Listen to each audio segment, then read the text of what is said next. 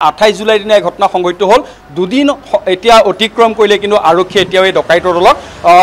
কৰায়ত্ব কৰিবলৈ সক্ষম হোৱা নাই হাতে হাতে চকাৰ অস্ত্ৰ লৈ কেনেদৰে মুখত ক'লা কাপোৰে মেৰিয়াই ক'লা বস্ত্ৰ পৰিহিত কেনেদৰে দেখিবলৈ পাইছে দৃশ্য অতি ভয়ানক দৃশ্য যি এনক্লেভত গৈ সোমাইছিলে বেলতলাত তাত এনেদৰে সোমাইছিলে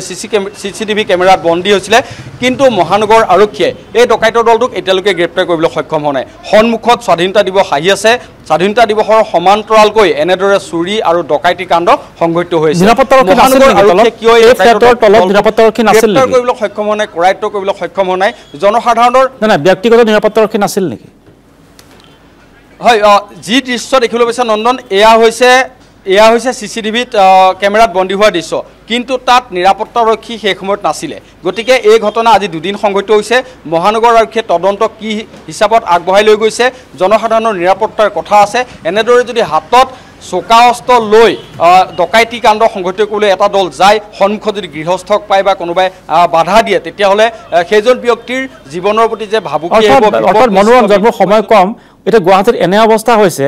ডকাই ৩-৪টা আহিব হাতত চোকা অস্ত্ৰ লৈ আহিব বা পিষ্টল লৈ আহিব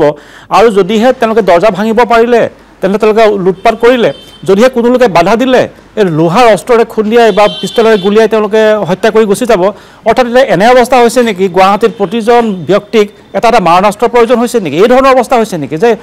হয় প্ৰাণ দিব লাগিব নহয় সম্পদ দিব লাগিব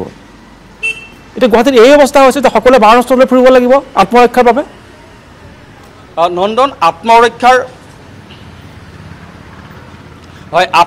বাবে এতিয়া প্ৰতিজন লোকে নিজে চিন্তা কৰা উচিত যে কেনেদৰে নিজক আমি আত্মৰক্ষা কৰিব পাৰোঁ পৰিয়ালক বচাব পাৰোঁ অন্যথা এনেদৰে ডকাইতৰ দলে কিন্তু অতি সোনকালে বাধা দিবলৈ গ'লে কিন্তু তেওঁলোকৰ মৃত্যু পৰ্যন্ত ঘটাব পাৰে চোকা অস্ত্ৰৰে আঘাত কৰিব পাৰে কাৰণ আৰক্ষীৰ ওচৰত